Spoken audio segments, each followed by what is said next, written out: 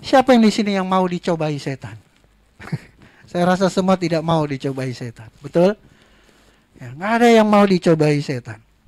Tapi saudara kasih dalam Tuhan, mau tidak mau kita pasti dicobai setan.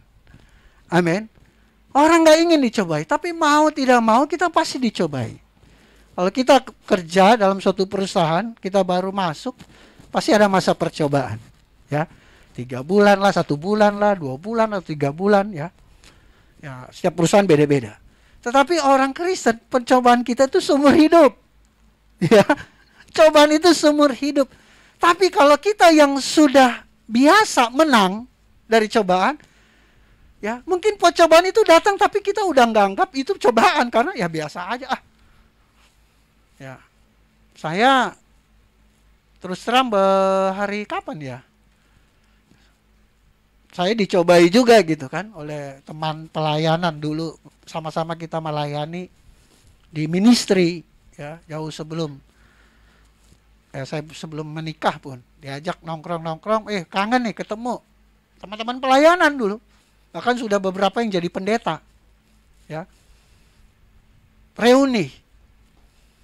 Janjianlah kita di suatu kafe yang ya saya katakan elit lah, ya. Sampai di sana ngobrol-ngobrol. Nah, udah kita makan, minum, terus saya dikasih minuman. Saya bilang, minuman apa ini? Katanya jin. Waduh, ini roh jin. Saya langsung feeling, ini dry jin kali ini. Ya kan, ada jin-jinnya, setan kali. Enggak apa-apa, pakai air jus. Tapi saya coba sedikit kan, baru saya coba begini sih. Wah, ini benar, saya langsung tolak kan. Saya langsung tolak, wah ini kok teman-teman saya jadi seperti ini ya. Mereka tahu saya seorang gembala. Ya, dan mereka masih, dan ya saya tolak itu kan. Saya hanya cicipi karena saya tahu itu, ya udah saya tinggalkan itu kan. Ya mereka menikmati, ya saya enggak. Akhirnya saya pergi, hari Rabu sebelum kita SDK itu kan. Akhirnya saya meninggalkan mereka masih nongkrong ya karena saya mau buru-buru hadir di komsel kita. Jadi sudah kasih dalam Tuhan, cobaan itu siapapun ya, Tuhan Yesus saja dicobai ya. Jadi cobaan itu mau pendeta, hamba Tuhan, pengerja, orang tua, orang muda, ya masih sekolah, sudah bekerja, ada aja cobaannya ya. Yang bujangan, yang jomblo, yang sudah married, ya cobaannya beda-beda. Yang jomblo sama yang sudah married beda cobaannya. Benar nggak Pak Haji? Ya kan? Yang sudah married sama yang punya anak juga beda cobaannya. Yang sudah tua lanjut juga cobaannya beda lagi, gitu kan? Jadi iya, cobaannya beda-beda, saudara. Nah makanya saya katakan orang Kristen itu cobaannya nggak habis-habis, ya, nggak habis-habis. Ya karena memang itulah. Waktu manusia itu jatuh dalam dosa, Tuhan Yesus sudah bilang bahwa keturunan perempuan ini ya akan meremukkan kepalamu. Artinya ketika manusia jatuh itu sudah ada perseteruan antara si jahat dan keturunan yang baik. Ya. Jadi pasti ada cobaan. Si jahat mau menjatuhkan hidup kita, pasti. Ya. Tetapi kenapa itu cobaan silih berganti? Ya supaya kita semakin dewasa. Ya. Iman kita semakin maju. Ya, waktu 2 minggu lalu saya sampaikan bahwa kita harus berdoa biar Tuhan tambah-tambahkan iman. Ya, increase gitu. Kita punya faith, iman kita. Di mana kita lemah, kita minta Tuhan tambahkan iman terhadap sesuatu yang misalnya kita lemah di situ. Kita sering jatuh, ya. Minta sama Tuhan. Ya karena Tuhan juga permintaan Tuhan, wah luar biasa. Hendaklah kamu sempurna, ya, sama seperti Bapa. Hendaklah kamu kudus. Itu permintaan Tuhan. Meskipun kita bilang, oh Tuhan, memang saya bisa kudus. Loh, tetapi itu perintah Tuhan. Itu yang Tuhan sampaikan. Artinya Tuhan bisa memberikan kita kemampuan asal kita bersandar kepada Tuhan. Kalau kita mengandalkan daging kita nggak akan bisa. Ya. Kenapa Tuhan bilang itu? Supaya kita menggantungkan diri kepada Tuhan. Kita berpegang pada Tuhan sehingga kita mampu ya melewati setiap cobaan, tantangan sehingga hidup kita tetap kudus, tetap berkenan di hadapan Tuhan. Nah, mari kita baca ayatnya Matius 4 ayat 1 sampai 11. Jadi nggak ada yang mau dicobai ya, pasti nggak mau. Matius 4 ayat 1 sampai 11, pencobaan di padang gurun. Ayat 1, maka Yesus dibawa oleh Roh ke padang gurun untuk dicobai iblis. Nah, jadi Yesus setelah dia dibaptis, ya, Roh Kudus membawa dia ke padang gurun. Tapi jangan saudara berpikir dibawa langsung di padang gurun, ya. Dia dipimpin. Jadi dituntun Roh Kudus sampai Tuhan Yesus dia naik ke padang gurun di atas bukit. Kalau di Israel ini bukit pencobaan ini memang di bukit dia. Di atas. Ya, di atas, dataran tinggi dia. Biasanya orang kalau ke Israel dia ada kabel car-nya tuh. Set. Dari kota Yeriko ada kabel car. Saya belum sampai ke atas sih, tapi saya bisa pernah lihat ya dari bawah, itulah bukit pencobaan. Jadi Yesus dibawa oleh Roh ke padang gurun untuk dicobai iblis. Dan setelah berpuasa 40 hari 40 malam, akhirnya laparlah Yesus, lalu datanglah si pencoba. Setelah dia berpuasa. Jadi waktu dia berpuasa, dia nggak dicobai. Betul? Saya merenungkan kenapa iblis datang setelah selesai puasa. Ya, jangan-jangan iblis sudah tahu nih kalau lagi puasa pasti nggak mungkin menang gitu kan. Pasti saya kalah karena ini orang lagi berpuasa berdoa, jadi percuma kalau saya mencobai dia. Nah kalau udah selesai, ada kemungkinan besar dia tergoda nih, ya. Jadi waktu puasa iblis nggak mencobai. Makanya saya tanya tadi kan, siapa yang nggak mau dicobai? Berarti saudara harus berpuasa terus-terusan. Bukan itu maksudnya. Kan orang yang berpuasa nggak dicoba. Nah, jadi dan setelah berpuasa 40 hari dan 40 malam, akhirnya laparlah Yesus. Lalu datanglah siapa? Pencoba itu. Siapa pencoba ini? Si pencoba. Iblis. Ya. Siapa si pencoba? Iblis. Ada nggak di sini yang suka nyobain temannya untuk melakukan suatu yang dosa? Coba-coba ya. Kayak teman saya itu, aduh. Dia cobain saya itu kan. Si pencoba itu iblis, ya kan? Hati-hati loh, kita coba-cobain orang, jangan-jangan kita dipakai iblis gitu. Untuk mencobai orang. Datanglah si pencoba itu dan berkata kepadanya, jika engkau anak Allah, perintahkanlah supaya batu-batu ini menjadi roti. Tetapi Yesus menjawab, ada tertulis, manusia hidup bukan dari roti saja, tetapi dari setiap firman yang keluar dari mulut Allah. Ya. Luar biasa. Tuhan Yesus menghardik dengan firman. Saya yakin Tuhan Yesus mampu mengubah batu menjadi roti. Kalau Bapa yang perintah, tapi masalahnya setan yang minta, ya. Buat apa? Ya. Ngeladenin setan, meskipun saya bisa. Tapi saya nggak mau tunduk sama kamu. Nah, jadi luar biasa. Tuhan Yesus, dia juga sejatinya manusia, dia juga sejatinya Tuhan. Ya, yang sanggup. Jangankan batu, roti, ikan aja bisa. Dari cuman berapa ekor ikan? Ya. Berapa itu roti bisa ribuan orang makan, ya kan? Soal batu bisa juga, tetapi dia nggak mau diperintah oleh iblis. Siapa lu, ya kan? Dan dia menjawab dengan firman. Ada tertulis, artinya ada tertulis dalam kitab suci, manusia hidup bukan dari roti saja, tetapi dari setiap firman yang keluar dari mulut Allah. Kemudian iblis membawanya ke kota suci dan menempatkan dia di hubungan bait Allah. Ayat 6. Lalu berkatalah kepadanya, jika engkau anak Allah, jatuhkanlah dirimu ke bawah. Sebab ada tertulis mengenai engkau, ia akan memerintahkan malaikat-malaikatnya, dan mereka akan menatang engkau di atas tangannya, supaya kakimu jangan terantuk kepada batu.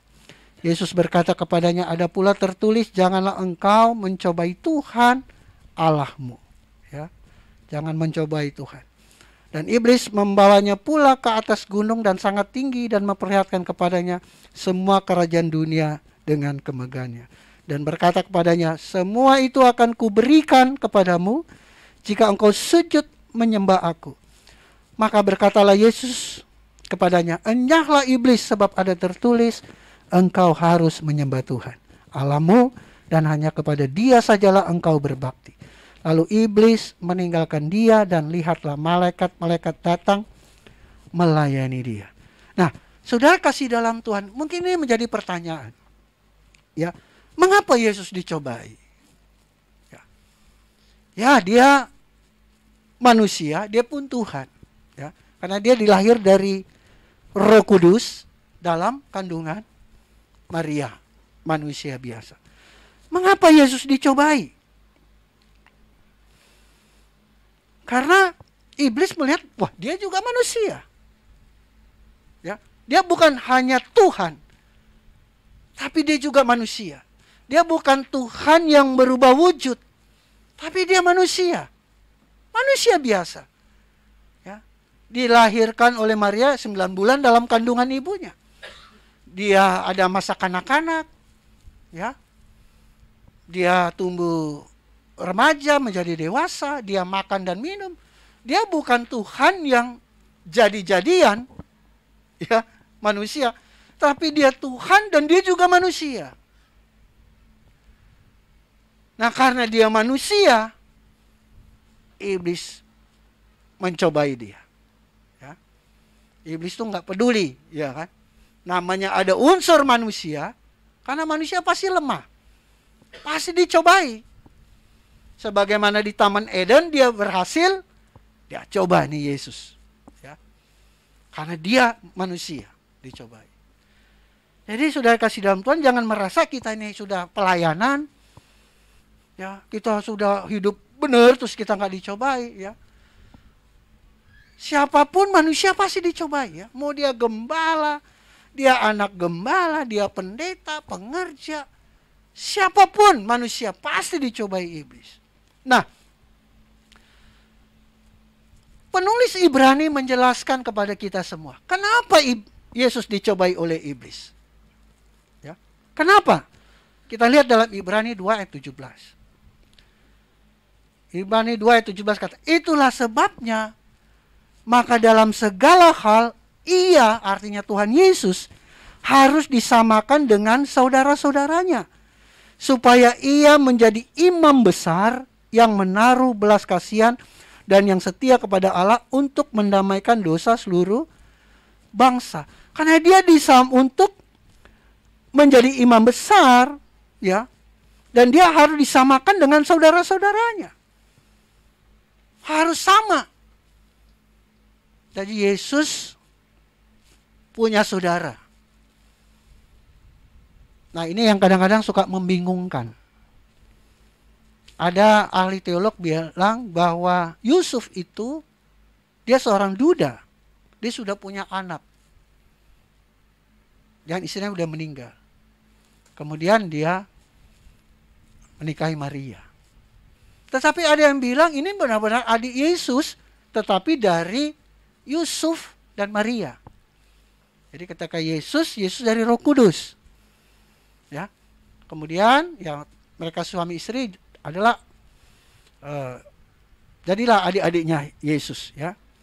Kalau di dalam Markus itu 6 ayat 3 di sini tidak ada, saya bacakan.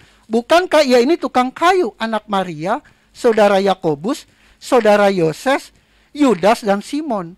Bukankah saudara-saudaranya perempuan ada bersama-sama kita? Jadi Yesus punya saudara-saudara. Ada laki-laki, ada perempuan.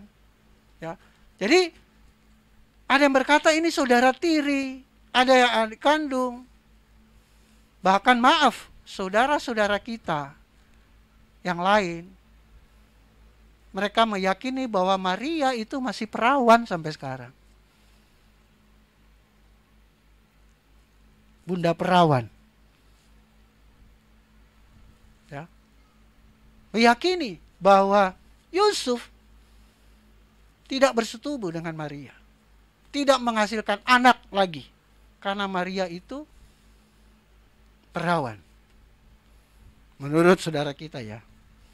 Tapi bagi saya sulit untuk dipercaya. Karena Yusuf juga manusia biasa. Dan itu istri sahnya. Ya, dia juga manusia, dia bukan Tuhan. Dia bukan malaikat Yusuf ini. Ketika pelarian ke Mesir, ya, bahwa bayi-bayi harus dibunuh oleh Herodes, ya, pasti ada hubungan suami istri. Dari anak-anak sampai remaja, tapi ya itulah keyakinan ya. Kalau saya sulit untuk mempercayai hal itu. Bahwa Maria itu masih perawan. Makanya mereka selalu menyembah Bunda Maria Perawan. Ya. Tapi saya masih belum bisa menerima akan hal itu. Ya. Bahwa Maria itu masih perawan. Ya itu kembali lagi. Nah, jadi sudah kasih dalam Tuhan. Karena ia mau disiapkan jadi imam besar, imam agung. Ya. Ini dalam konteks Yahudi, bahwa pemimpin agama adalah imam besar, imam agung. Tugasnya apa? Dia harus masuk ke ruang Maha Kudus untuk mendoakan umat Tuhan yang berdosa, membawa korban supaya ada pendamaian dengan Allah Bapa. Itu sebabnya imam besar dia harus mengerti apa yang digumuli oleh umatnya. Biasanya sebelum bawa itu ada konseling dulu gitu kan. Wah ini, kamu dosa apa? Saya terlalu melakukan perzinahan ini saya bawa seekor anak domba untuk dikorbankan supaya Tuhan mengampuni dosa saya. Kemarin saya sudah melakukan perzinahan. Kalau tradisi Yahudi begitu kan. Nah, karena Yesus adalah imam besar, dia juru syafaat kita, ya, dia harus mengerti itu sebabnya dia jadi manusia, ya benar-benar manusia. Dia merasakan menderitanya jadi manusia, susahnya jadi manusia. Manusia itu kalau dicoba dalam hal apa sih oleh setan? Nah, kira-kira begitu. Ya, jadi dia memang rela untuk dicobai supaya dia tahu, ya, mengerti. Bahkan kalau kita lihat ayat pasal 4 ayat 15 di Ibrani, di sana dituliskan, sebab imam besar yang kita punya, ya Yesus itu, bukanlah imam besar yang tidak dapat turut merasakan kelemahan-kelemahan kita. Sebaliknya sama dengan kita. Ia telah dicobai, hanya tidak berbuat dosa. Supaya apa? Dia bisa merasakan. Wah lagi lapar-laparnya, tahu-tahu ada yang goda. Ya kan? Dibawa ke tempat tinggi, waduh, kekayaan dunia itu, wah keren-keren ya, bagus-bagus ya. Waduh, seandainya itu jadi milikku, ya, dia pasti tahu, ya, karena dia sudah dicobai. Oh, begini tuh. Nah, itu sebabnya nanti kita pelajari 3 hal yang iblis cobai kita. Nah, kita lihat dulu di Ibrani 2 ayat 18. Kenapa dia harus dicobai? Sebab, Ibrani 2 ayat 18. Sebab oleh karena ia sendiri telah menderita karena pencobaan, maka ia dapat menolong mereka yang dicobai. Nah, waktu kita mau dicobai, kita harus minta Tuhan Yesus tolong kita supaya kita tidak jatuh dalam pencobaan. Makanya Tuhan Yesus mengajarkan doa Bapa kami. Ya. Jauhkan kami dari pencobaan. Lead us not into temptation. Ya. Jauhkan kami dari cobaan. Karena ya iblis masih diberi kesempatan oleh Tuhan selama belum pada akhir zaman. Ya. Iblis selalu berusaha untuk mencoba. Itu kita berdoa sama Tuhan Yesus supaya jauhkan kita dari pencobaan. Jadi saudara mengerti ya, kenapa Yesus dicobai? Karena dia adalah imam besar. Dia harus mengerti ya apa pergumulan umatnya. Karena dia mau mendamaikan kita dengan Bapa. Ya. Kenapa dia harus dicobai? Supaya dia memahami dan dia dapat menolong kita. Amin. Dia mengerti. Nah, 3 dimensi pergumulan Yesus ketika dia digoda iblis. Ya. Ada 3 hal. Ya, kita sudah belajar tadi tentang bagaimana iblis membujuk dia, mencoba dia untuk mengubah batu menjadi roti. Lalu datanglah si pencoba itu dan berkata kepadanya, jika engkau anak Allah, perintahkanlah supaya batu-batu ini menjadi roti. Tetapi Yesus menjawab, ada tertulis manusia hidup bukan dari roti saja, tetapi dari setiap firman yang keluar dari mulut Allah. Jadi ayat 2 tadi katakan setelah Yesus selesai berpuasa, dia lapar. Betul? Nah, saudara kasih dalam Tuhan, iblis datang mencobai di waktu dan tempat yang tepat. Sikon yang tepat. Dia datang pada saat lapar. Dia datang pada saat Yesus ada di padang gurun. Ya, padang gurun tempat yang gersang. Nih, seperti gambar itu, padang gurun. Nggak ada tempat untuk berteduh. Kalau siang panas banget, malam dingin banget. Ya. Jadi iblis datang pada saat waktu dan tempat yang tepat. Nah, iblis hendak mencobai kita seperti itu ketika kita lagi butuh uang. Lagi butuh banget, ya. Dia datang coba. Yang di kantor, yang bekerja, itu udah lu korupsi aja. Lu kan lagi BU, gampang besok minta bertobat sama Tuhan Yesus. Tuhan Yesus ampuni. Ya kan? Ya, yang jomblo-jomblo hati-hati, lagi sendiri, lagi lonely banget gitu kan. Wah, iblis datang tuh. Ya. Iya. Saat rumah tangga lagi ribut-ribut, waduh, tiap pulang udah pasti ribut lagi di rumah. Iblis datang tuh cobain. Ya, pas di kantor lagi istirahat, ketemu teman SMA dulu, masih cantik juga dia nih. Ya kan? Kamu kok nggak berubah ya? Masih cantik seperti dulu. Dia datang pada waktu dan tempat yang tepat. Saat kita sangat membutuhkan. Ya. Saat kita ada di padang gurun, dia datang untuk mencoba. Jadi saudara-saudara, hati-hati. Ya. Jangan kita lagi BU, kita menghalalkan segala cara. Udah lagi perlu banget. Kebetulan ada tawaran pinjol kan. Wah, ambil. Padahal pinjaman yang kemarin belum lunas. Ya kan? Karena cobaan itu kalau kita terjerumus, ujung-ujungnya kita menderita. Karena ujungnya sengsara kalau kita jatuh dalam pencobaan. Mungkin seketika itu kita belum merasakan apa-apa. Dosa itu ibarat ini ada masa inkubasi gitu. Waktu kita jatuh dalam dosa, nggak pada saat itu kita langsung mendapat hukuman. Ada prosesnya. Ada buah dari dosa itu. Pasti ada buahnya. Makanya hati-hati. Ya, saat kita lagi membutuhkan sesuatu. Lagi kesepian, lagi butuh kedamaian, lagi butuh uang, lagi butuh apa yang kita butuhkan. Terus suasana keadaan lagi tidak baik seperti di padang gurun. Hati-hati. Saat itu berdoa sama Tuhan Yesus. Minta kekuatan, minta pertolongan. Amin. Karena orang bisa kehilangan akal sehat kalau pada saat kondisi seperti itu.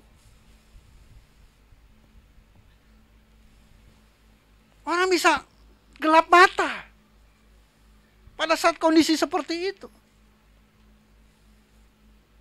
Makanya hati-hati saudara. Iblis datang pada waktu dan tempat yang tepat. Jadi saudara kasih dalam Tuhan, hati-hati. Makan itu soal kebutuhan yang urgent. Ya. Tubuh kita ini lemah. Roh penurut tapi daging lemah. Tubuh kita lemah. Tubuh kita mudah dicobai, mudah tergoda. Saudara. Maka kita harus hati-hati. Jadi dimensi yang pertama, kita harus pandai dengan apa yang kita benar-benar butuhkan. Ya. Karena kadang-kadang kebutuhan dan keinginan beda-beda tipis. Kita punya keinginan sebenarnya itu bukan kebutuhan. Nah, itu yang harus kita waspadai, ya. Iblis datang pada saat kita membutuhkan sesuatu yang urgent. Nah, disitulah kita diuji. Waktu kita sakit bertahun-tahun, kok sakit saya nggak sembuh-sembuh. Ya setiap orang pengen sehat. Tuhan, saya udah berdoa, saya udah berpuasa, saya udah setia, kok penyakitku nggak sembuh-sembuh. Iblis bisa datang. Di sana tuh ada orang pintar. Testimoninya bagus-bagus. Ada yang 2 hari datang sembuh. Ada cuma minum ini aja sembuh. Caranya apa? Cuman minum doang. Terus didoain. Percaya pasti sembuh. Ya. Pakai kuasa-kuasa kegelapan. Pakai opo-opo. Okultisme. Waktu kita lagi butuh sehat, iblis datang mencobai. Ya. Dan Yesus sudah memberikan teladan. Bahwa manusia bukan hidup saja dari roti, tapi dari firman. Firman itu powerful. Dengan firman pun kita bisa sehat. Amin. Kalau kita mencari kerajaan Allah dengan kebenarannya, semua akan ditambahkan.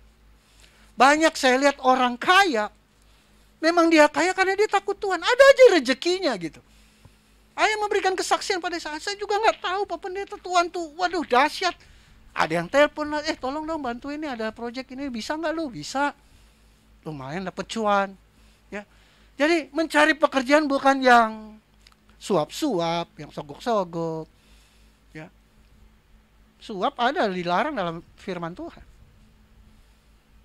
Kalau Tuhan udah buka pintu, nggak ada yang bisa menutupnya. Amin. Berharap sama Tuhan, karena Tuhan kita Tuhan yang hidup, Tuhan ini tidak pernah mengecewakan, dan Tuhan yang sangat-sangat mengerti kehidupan kita, keperluan kita, kerinduan kita. Tuhan yang sangat mengerti.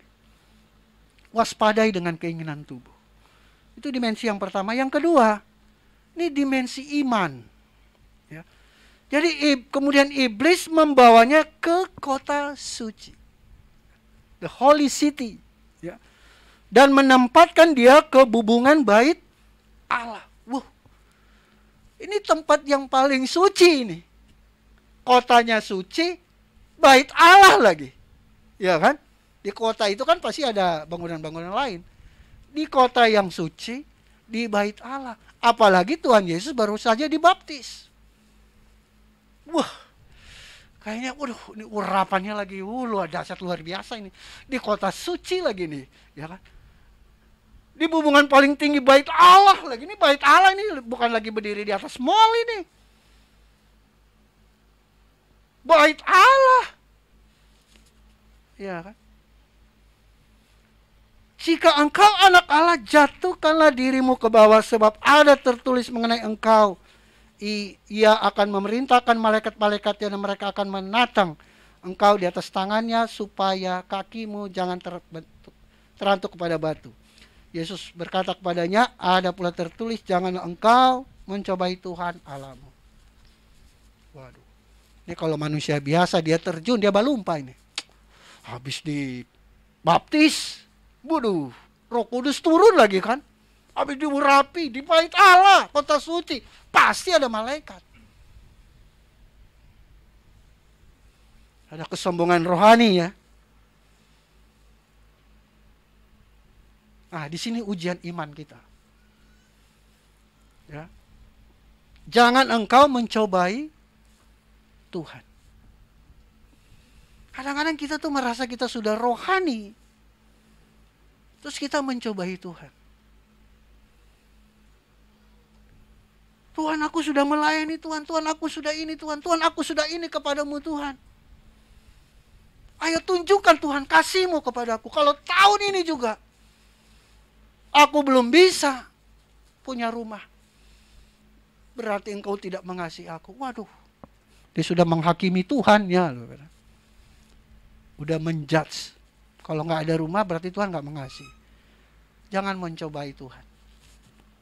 Amin. Jangan mencobai. Burung pipit di udara aja Tuhan pelihara, apalagi kita. Amin. Jangan cobai Tuhan. Karena kan kita merasa kita sudah banyak memberi buat Tuhan. Ya, kita merasa. Seolah-olah Tuhan sangat butuh kita. Tidak. Kalau Tuhan mengajarkan, memberikan firman, itu karena Tuhan mengasihi kita. Amin. Jangan kita diperdaya dengan iblis. Jadi saudara kasih dalam, setan tuh mau supaya Yesus mati konyol. Saya yakin kalau Yesus loncat, malaikat nggak topang dia, nggak menatang dia. Karena Yesus mau membuktikan gitu ke iblis. Buat apa? Yesus tahu dia datang ke dunia untuk manusia, bukan untuk iblis. Amin. Jadi dia nggak mau diperintah iblis. Kalaupun Yesus loncat, Yesus pasti mati. Nah itulah, iblis mau iman kita mati. Ya. Waktu iblis mencobai kita supaya dia mau iman kita mati. Kita sudah merasa paling rohani. Ya, banyaklah hamba-hamba Tuhan jatuh. Ya, pendeta-pendeta besar jatuh. Kita pikir kalau udah pendeta besar, imannya luar biasa. Hati-hati. Kalau sudah merasa berdiri di bubungan bait Allah, di kota suci, hati-hati. Ya. Justru iman kita rentan di situ. Ketika kita mulai menunjukkan kesombongan kita, di situ kita jatuh. Aku pasti ditolong Tuhan. Malaikat pasti menolong aku. Waktu kita mengiyakan apa yang iblis mau, habis kita. Ya. Jadi hati-hati dengan dimensi iman. Di sini Tuhan Yesus mengajarkan kita untuk tetap rendah hati. Ya, tetap rendah hati. Yang terakhir, dimensi yang ketiga adalah dimensi roh. Dalam Galatia dikatakan bahwa keinginan daging berlawanan dengan keinginan roh. Setan menawarkan keinginan daging. Sangat bertentangan. Dan iblis membawanya pula ke atas gunung yang sangat tinggi dan memperlihatkan kepadanya apa? Semua kerajaan dunia dan kemegahan. Dia memperlihatkan kepadanya semua kerajaan dunia dan kemegahan dan berkata padanya, semua itu akan kuberikan kepadamu jika engkau sujud menyembah aku. Maka berkatalah Yesus padanya, nyala iblis, sebab ada terus kau harus menyembah Tuhan Allahmu dan hanya kepada Dia sajalah engkau berbakti. Semua itu akan kuberikan kepadamu jika engkau sujud menyembahku. Bohong. Ayat ini tidak menunjukkan bahwa semua kerajaan di bumi dan kemegahan itu milik setan. Tidak ada kata milik setan di sini. Dia hanya membohongi. Sama aja dia membujuk Adam dan Hawa kan, kalau kau makan buah ini kau akan seperti Allah. Sebenarnya semua buah ini boleh dimakan. Jadi dia melakukan kebohongan karena dia memang bapa segala pendusta. Akhirnya kenapa saudara? Banyak orang Kristen takut kaya. Karena kalau kaya pasti ini milik setan. Ya juga. Karena banyak pemahaman orang-orang saudara-saudara kita Kristen yang lain ya. Kalau udah kaya itu pasti dosa. Siapa bilang? Banyak orang kaya yang memang beriman, yang penting dia memang kaya karena dia halal. Dia diberkati, Tuhan tambahkan. Ya.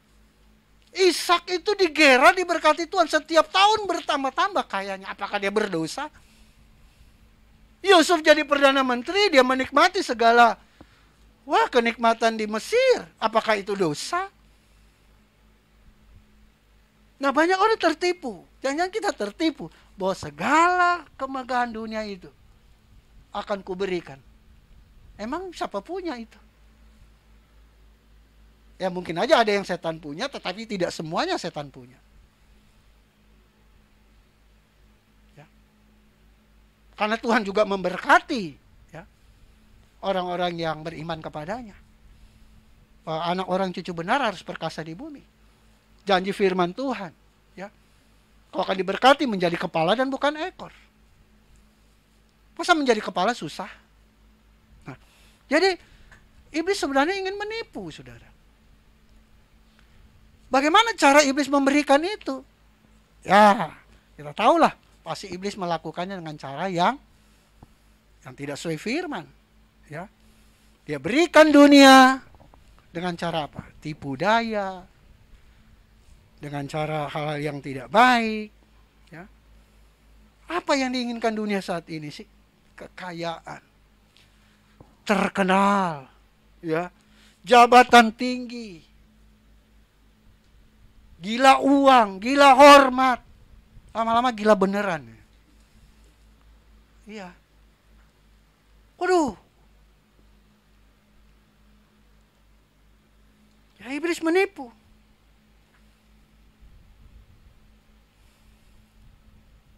Satu Yohanes 2:16, sebab semua yang ada di dalam dunia, yaitu keinginan daging dan keinginan mata serta keangkuhan hidup, bukanlah berasal dari Bapa, melainkan dari dunia.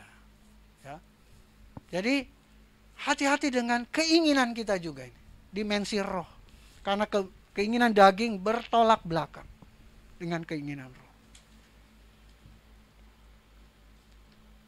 Tuhan Yesus bilang, enyahlah, kau harus menyembah Tuhan Allahmu, dan hanya kepada Dia sajalah engkau berbakti. Ya. Luar biasa. Sebagai penutup, saudara, kesimpulannya, coba kita renungkan. Yesus menang dari cobaan luar biasa. Kemenangan yang Yesus raih tanpa mujizat. Betul?